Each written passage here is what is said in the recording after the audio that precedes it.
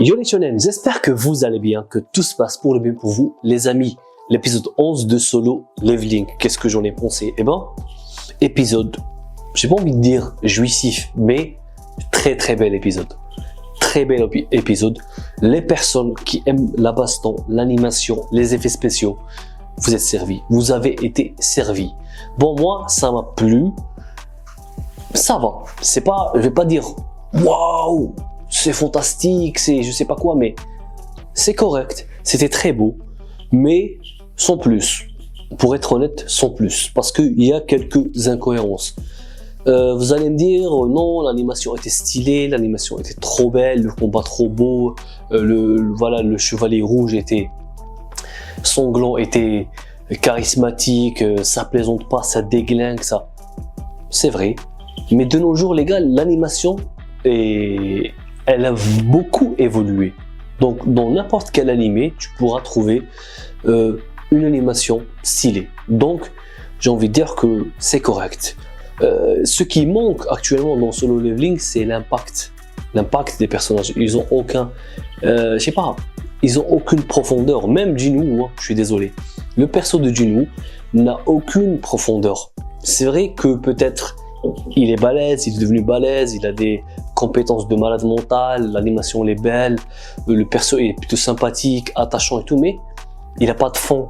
Il a aucun fond, les gars. Bon, je suis pas là pour critiquer, enfin, je suis là pour faire la review.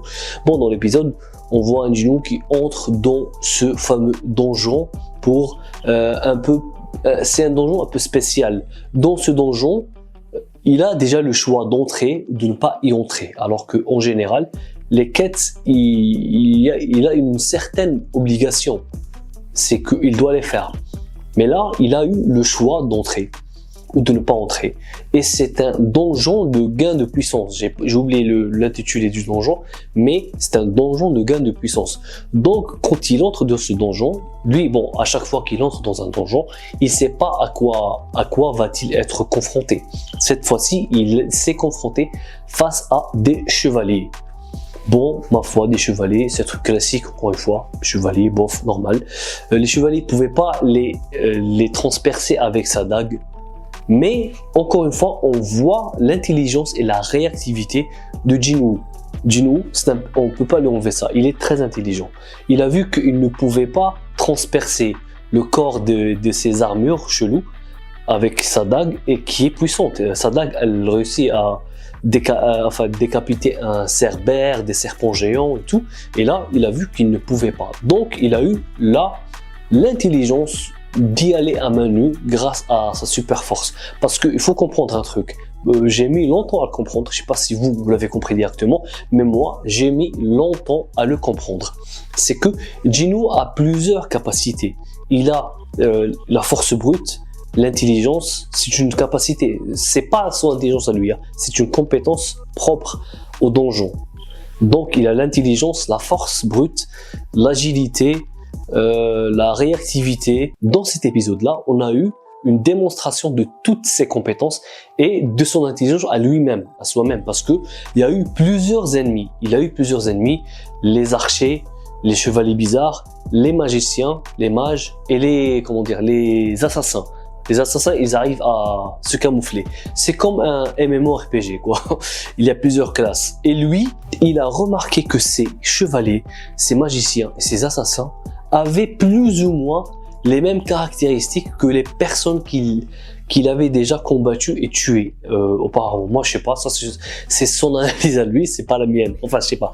Bon, l'essentiel, il arrive à buter les chevaliers et tout. Après, il se confronte face à ce chevalier rouge sanglant qui est balèze. Franchement, j'ai même envie de le cosplayer, les gars. Quand je l'ai vu, je me suis dit, franchement, trop balèze, trop stylé, la cape, voilà, on dirait un chevalier de Seven Deadly Sins. Franchement, on dirait qu'il sort de l'univers de Seven Deadly Sins. Ce chevalier-là ne parle pas et il se permet même de narguer Jinwoo. Parce que Jinwoo, à un moment donné, il a vu que c'est le même problème. Il n'arrive pas à percer l'armure de ce chevalier en question. Il s'est dit que, ok, je vais y aller à main nue. Et même le chevalier, il a laissé tomber son épée, il s'est mis comme ça, genre, allez viens, allez viens, tu veux qu'on se batte à main nue, on va se battre à main nue. Franchement, il est classe, il se permet même de narguer Jinwoo. Mais il y a un truc que je comprends pas. Bon, l'animation, elle est balèze et tout, on sait, on va pas tergiverser, en parler 1000 ans. Je trouve qu'il y a un petit quelque chose qui manque. Comment? Expliquez-le-moi les gars. Donnez-moi l'explication, votre explication dans les commentaires, parce que moi j'ai pas compris. Comment Jinwoo arrive à déglinguer ce chevalier? Il n'y a aucune logique. À ce moment-là, il n'y a eu aucune logique. C'est vrai, le pouvoir de l'amitié, c'est un shonen, c'est fait pour les enfants, je sais pas. En tout cas, il n'y a aucune putain d'explication sur la victoire de Jinwoo. On voit Jinho Yo avec sa famille et c'est la première fois qu'on aperçoit son frère. Son frère, il veut pas partager. Le frère de Jinho ne veut rien partager. Il se permet même de insulter Yo parce que bon, Yo, les gars, nous on l'aime bien, Yo. Il veut s'en sortir. Il veut prouver à son père que c'est pas un bras cassé. Donc le pauvre Yo fait de son mieux. Mais son frère, c'est un bâtard. C'est un bâtard. Il lui dit, ne traîne pas trop dans mes pattes. Je sais pas pourquoi toujours les grands frères dans les animés, ils les font comme ça. Itachi, etc., etc., etc. Toujours les grands frères, ils les font comme ça. Je sais pas pourquoi. C'est bizarre. Et de l'autre côté, on voit la guilde des Hunters avec le mec qui ressemble à Gozer. Il s'apprêtait à entrer dans l'île de Jeju. Joju ou Jeju. J'arrive à me souvenir, voilà. Et franchement, sa guilde, la guilde de ce mec-là, ils sont stylés. On les a pas encore vus. On connaît que la blonde qui est dans A, avec l'armure stylée rouge et dorée et blanche. Et les autres, on les voit juste comme ça, vaguement. Mais franchement les gars, elle est balèze, sa guilde. Moi, j'ai adoré sa guilde. Donc, je voudrais moi beaucoup plus voir ce raid plutôt que de voir Jinwoo qui se bat avec des monstres qui gagnent à chaque fois. Voilà. À un moment donné, on sait que l'animé parle de Jinwoo. Donc, quand Jinwoo entre dans un donjon solo, on sait très bien qu'il va survivre. Moi, ça m'enlève un peu de suspense, ça m'enlève un peu de... C'est à chaque fois la même chose. Il entre dans un donjon, il se bat face à un monstre ultra balèze, il est sur le point de mourir et il gagne comme par magie. Ça commence à faire beaucoup. Je sais pas, vous allez me dire, tu critiques, ok, je critique, j'ai le droit de critiquer, c'est mon propre opinion. Enfin, c'est comme ça.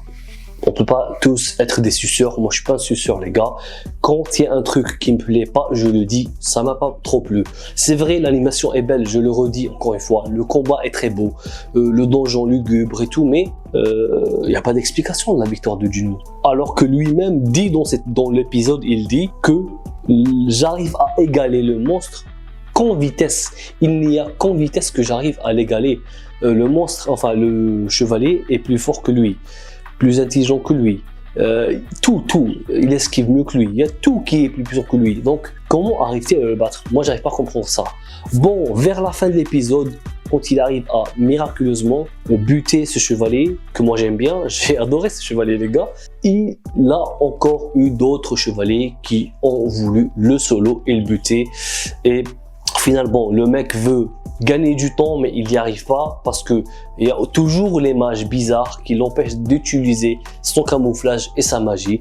Et l'épisode s'est fini sur cette scène-là, quoi. En sachant que les gars, c'est l'avant-dernier épisode. Donc le prochain épisode, l'épisode 12, ça va être le dernier épisode.